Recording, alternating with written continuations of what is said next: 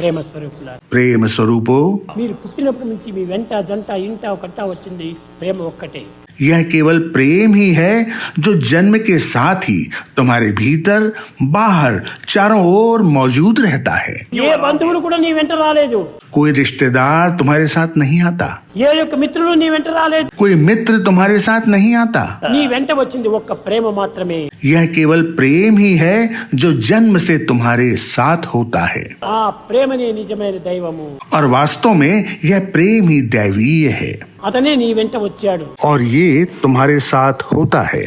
ఆ ప్రేమ చేతనే నీ యొక్క జీవితాన్ని అంత్యం గావించుకో. इस प्रेम के साथ अपने जीवन का अंत करो। 10 మందికి ఈ ప్రేమని పంచు. तुम्हारे आसपास के सभी से इस प्रेम को बांटो ఈ ప్రేమ చేతనే నీవు ఆనందాన్ని అనుభవించు. और इस प्रेम के आनंद का अनुभव करो। ఈ జగత్తులో ఆనందం లేకుండా పోవడానికి కారణం ఏమిటి? ప్రేమ కోల్పోవటమే. इस प्रेम के ना होने के कारण ही इस जगत में प्रसन्नता नहीं है। ప్రేమ లేదు, ప్రేమ లేదు. प्रेम नहीं है, प्रेम नहीं है। ఏమిటి ఈ చూపించేటువంటి ప్రేమలంతా? क्यों? तो फिर वो प्रेम क्या है जो हम देखते हैं? ఇవంతా కూడా కృత్రిమమైన ప్రేమలే. यह केवल कृत्रिम और बनावटी है। నయా పైసా కూడా పనికిరాదు. यह एक नए पैसे के काम का नहीं है। ఇలాంటి దాన్ని మనం పెంచుకొని ప్రయోజనం ఏమిటి? फिर ऐसे बनावटी प्रेम को विकसित करने से क्या फायदा? మనం బ్రతికినా చచ్చినా కూడాను జగత్తులో శాశ్వతంగా నిలిచేది ప్రేమనే. चाहे हम जीवित हों या मृत, जो भी स्थायी है वह प्रेम है। అట్టి శాశ్వతమైన ప్రేమను మనం పెంచుకోండి. हमें ऐसे शाश्वत प्रेम को विकसित करना चाहिए। శాశ్వతమైన సత్యాన్ని మనం అనుభవించండి. हमें ऐसे शाश्वत सत्य का अनुभव करना चाहिए। అది ఏ ఋతం ఋతం ఋతం అన్నారు వేదములు. इस शाश्वत सत्य को ही वेदों में ऋतम ऋतम ऋतम कहा गया है।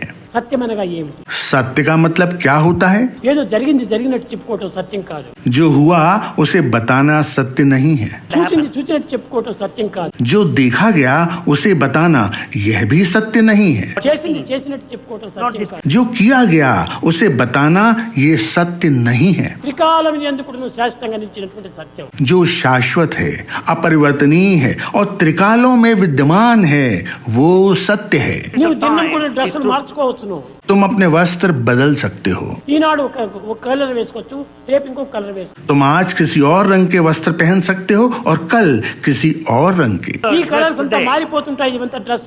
तुम वस्त्र बदल सकते हो కానీ నీ దేహం ఒక్కటే కదా. लेकिन तुम्हारा शरीर तो एक ही है। కాబట్టి ఈ డెత్ అనేటువంటి దానికోసం మనం ఏమాత్రం విరవకూడదు. इसलिए मृत्यु से लेश मात्र भी भय मत करो। మనం దినము డ్రెస్సులు మార్చినట్టుగా death is the dress of life. जिस तरह हम अपने वस्त्र बदलते हैं उसी तरह यह समझो कि मृत्यु जीवन का एक वस्त्र है। మనం డ్రెస్సులు మార్చినట్టుగా పోతుంటాయి ఇవంతా. जीवन ठीक उसी तरह आता जाता रहता है जिस प्रकार हम वस्त्र बदलते हैं। పుట్టడానికి ఏమి కారణము? చావడానికి అదే కారణం. जीवन और मृत्यु के लिए यही कारण उत्तरदायी है। ఏదో వస్తుంది పోతుంది. Everything is passing cloud. सब कुछ गुजरते हुए बादलों की तरह है। ఏది కూడా పర్మనెంట్ క్లౌడ్స్ కాదు. एक भी ऐसा बादल नहीं है जो कि स्थायी हो। ఉన్నంత వరకు ఈ దేహం గట్టిగా ఉన్నంత వరకు 10 మందికి సేవ చేసి మనం సావాలి. इसलिए जब तक तुम जीवित हो और यह देह तंदुरुस्त है, लोगों की सेवा करो। అంత్యం ప్రాణం విడిచేంత వరకు కూడా మనం సేవ చేయాలి. जब तक शरीर में प्राण है, आखिरी सांस तक सेवा करो। జీవ సేవలు చేయాలి. हमें अपने साथियों की सेवा करनी चाहिए।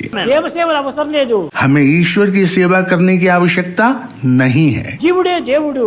जीव ही देव है, यानी प्रत्येक व्यक्ति ईश्वर है। కనుక జీవ సేవలు చేస్తే దేవుడి సేవ చేసినట్టే.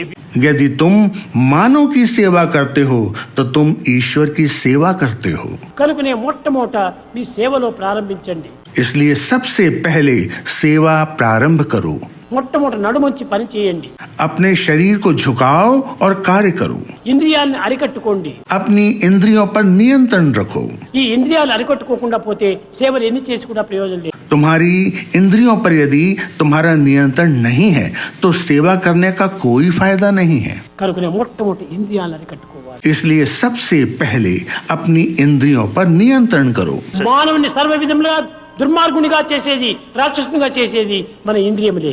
मानव को दानवता के दुर्मार्ग पर ले जाने के लिए इंद्रियां ही जिम्मेदार होती हैं।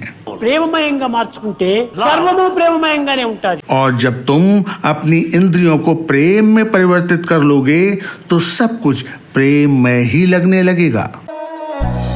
समस्त लोक